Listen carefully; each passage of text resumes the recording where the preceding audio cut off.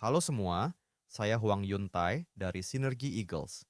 Dengan penuh harapan besar, tahun 2025 dimulai dengan penuh semangat. Awal tahun selalu menjadi waktu untuk tantangan baru, permulaan baru, dan harapan baru. Melalui permulaan yang baru ini, kita mau sedikit demi sedikit tumbuh seiring perjalanan kita. Setiap tahun, kita mengejar harapan akan pertumbuhan dan bergerak menuju target kita. Hidup yang bahagia adalah hidup di mana kita tumbuh menjadi orang yang kita inginkan. Mencatat impian saja tidak cukup. Impian tersebut harus berubah menjadi target yang kita perjuangkan untuk diwujudkan. Oleh karena itu, untuk mewujudkan impian kita harus berani menghadapi tantangan perubahan. Perubahan adalah elemen penting untuk pertumbuhan.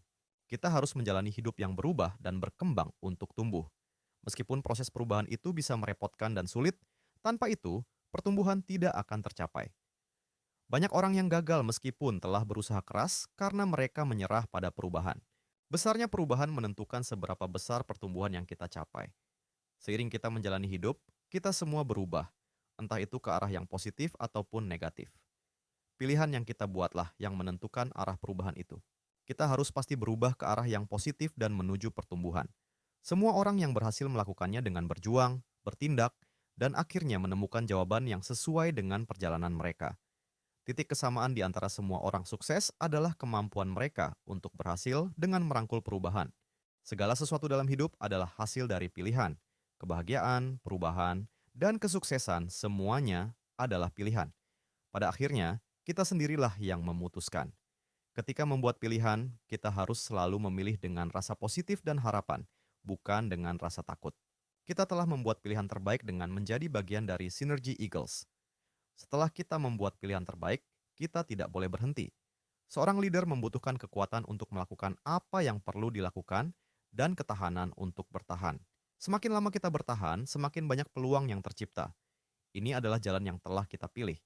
Kita tidak boleh takut, tetapi harus membangun waktu dan usaha untuk terus bergerak maju. Waktu tidak hanya berjalan, tetapi juga terakumulasi.